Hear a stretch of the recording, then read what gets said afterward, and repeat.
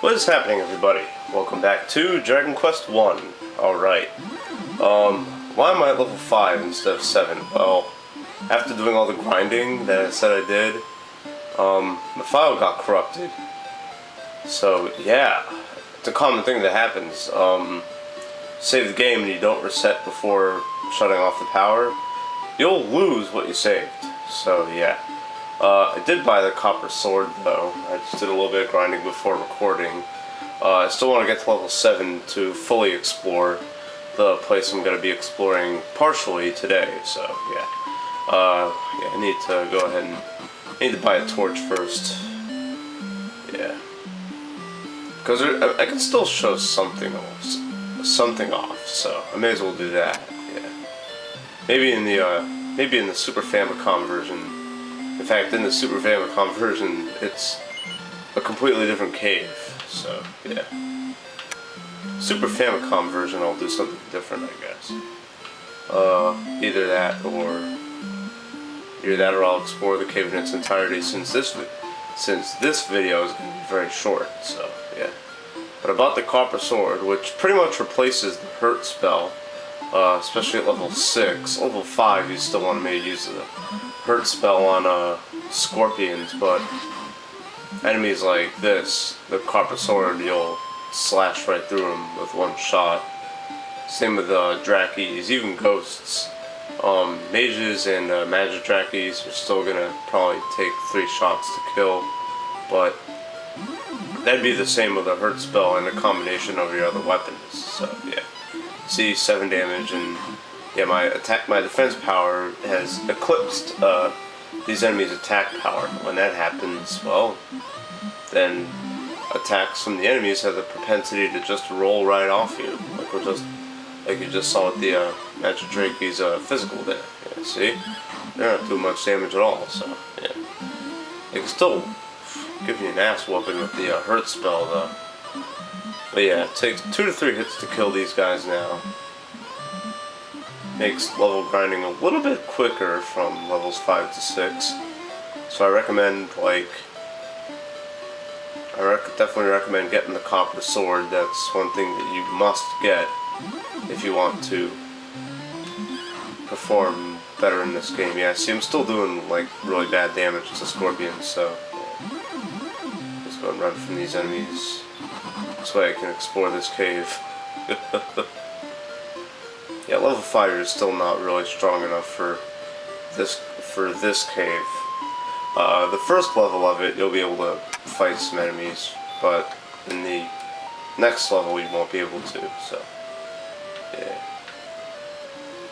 Yeah, in this game, you actually had to draw maps. Like, you actually had to map out your path and see, and actually take notes and stuff, because you didn't have the entire cave just lit up like that.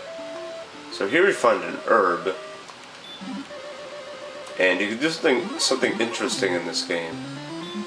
You fight scorpions that I don't want to fight right now, and this leads to the next level, but to the next level that actually places you in a part of the cave where you can actually get other items, which we're not going to do because the enemies in the second floor of this cave are gonna, they'll kick your ass in like one shot. Like, it's not even feasible level 5.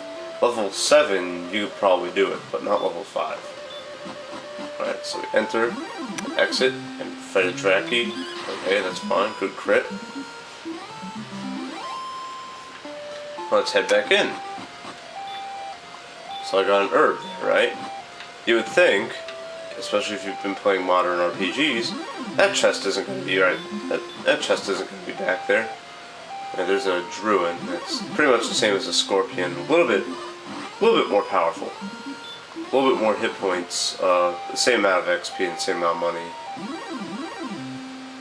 It's actually a very good way of grinding, because you can just, for the cost of a few torches, you can just keep running in here and run from the enemy, please. Jesus Christ. Usually it doesn't take that many turns to run from enemies in this game. Usually you can just run from them really quickly. Yeah, the treasure is back here. There you go. So you can keep getting a whole bunch of herbs. So and you can carry up to 6 herbs. Same with the magic keys, by the way. So if you buy 6 torches, you can come in here and just get as many herbs as you want and keep going. And if you're really like good at drawing out maps, if you actually have a map of this place drawn where you can count the steps that you need to take to like get to the path, to like explore the path where you need to take in like one tile, whatever. Because now we're at 3 by 3. So if you can explore it with 1 by 1, and you can actually get to the herb without needing a torch, you can even do it that way. And you know, they keep respawning, so you can do your healing that way, which is really cool. And you'll be able to get a lot of money that way too. But I'm good. I mean, it's better just to grind the Scorpion's Nest. But you can do the Rocky Mountain Cave herb runs, which I'm going to be demonstrating in our next grinding session in this game. That's what this cave is called, the Rocky Mountain Cave. Alright, so that's it for Dragon Quest 1 for the NES. I'm going to be moving on right now to the Super Famicom version, which is going to take a little bit longer for me to do, so since it's a much bigger cave. Alright, so see you there. This is the Big Jew telling you to keep being awesome. Peace. What is happening, everybody? Welcome back to Dragon Quest 1. This is the Super Famicom version. Yeah, alright. So here we are, level 7. Yeah, okay. Yeah, just unlike the other one, I was actually able to get to level 7 in this one. Yeah, I got torch there, medical herb. We're ready to explore the Rocky Mountain Cave, but it's going to be a different Rocky Mountain Cave. I was able to buy the chainmail because of all the because of all the money that I got from all the enemies. So yeah. In this version, the Rocky Mountain Cave is a little bit bigger. You're not really able to explore it in its entirety. I mean, you can at level 7, but it's a little bit more difficult because it's much bigger. So, and you get more treasure from it too. Let me get some more herbs. Totally forgot to do that.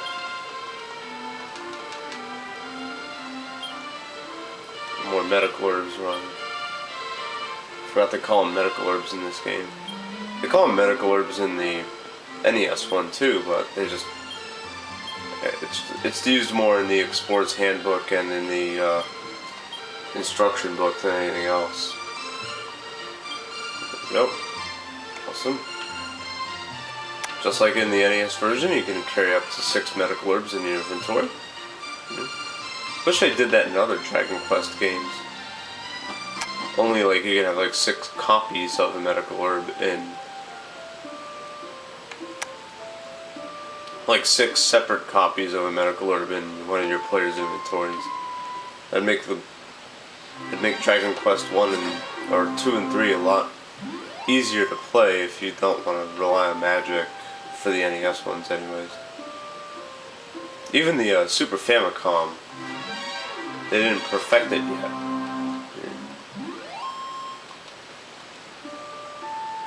Although they did make it a lot easier to play, but we'll get to that one eventually.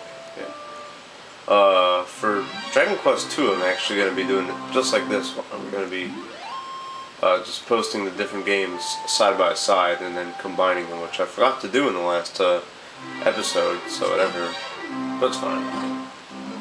As you can tell, these enemies have a lot less defense power, a lot easier to beat, give a lot more money in XP.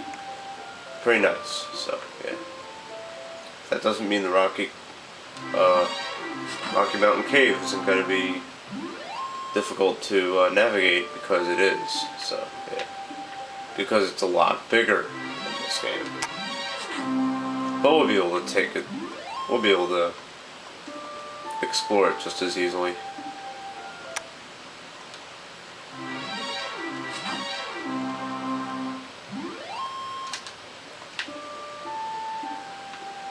Alright, so here it is.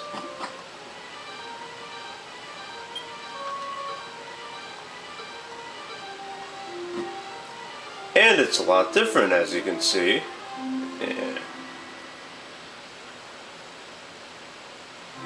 actually have backgrounds in this game. It's not just a black background.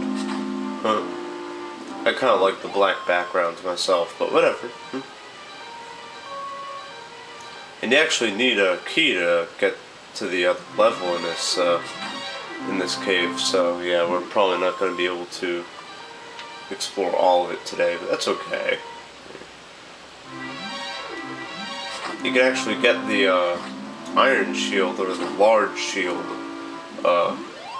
in this cave as a treasure. So I would highly recommend you do not buy a iron shield, because you won't need it, because you can find it in this cave. And the ruins are called metas in this game. Don't know what that's supposed to mean, but whatever. I don't know if there's any treasure you can find in the first floor, but we're gonna take a walk and see what we can do here anyways.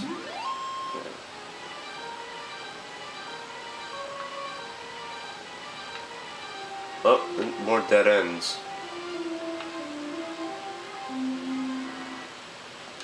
But yeah, even just like the NES one, I mean, this you kind of have to draw out a path with a pen and paper to navigate through these caves, because you don't have the whole screen to work with.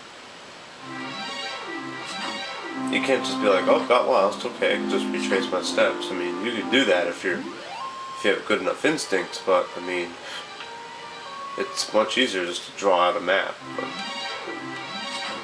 fortunately, I don't really care, because I'm not really just exploring this place anyways blindly, so it doesn't really mean much. Oh, here we go. Here's a staircase that leads downstairs here. But I think it leads to like a dead end or something like that. Woohoo, yeah. Wizards, warlocks, whatever. They can cast sleep, and that can put put you to sleep, and won't be able to use any turns at all. And you won't, and different than most other Dragon Quest and Final Fantasy games, if you get hit, it doesn't guarantee that you wake up. So yeah, but that led nowhere. Okay.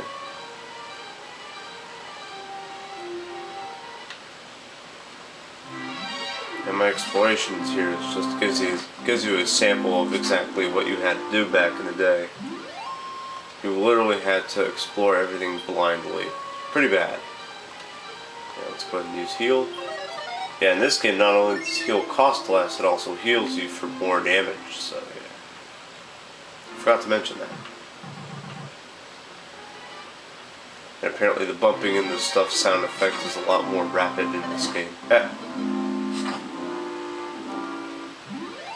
Metas, whatever the hell you want to call them. I think this leads somewhere. Ooh, there's a treasure over there. See if we can't get there. So you say I found the treasures. Now you gotta retrace your steps, and you gotta like kind of like see the corners of where you were. Nice money. Cool. Yeah, we can go back to Garanham and get ourselves some half-plate armor if I really wanted to. Which I may. I don't know, we'll see. Although I'm going to be exploring this place at a much higher level in the next episode. And I'll, in the NES version, I'll demonstrate something really cheap but effective. So, yeah. You're going to like that. Alright, well, yeah, I'm pretty much done exploring this place. I feel like a blind little idiot doing this. So, yeah. But is there a spell that we can use to kind of double the effect of a torch? Well, yes there is. And you'll find that out next time on Dragon Quest 1. This is the Big Jew telling you to keep being awesome. Peace.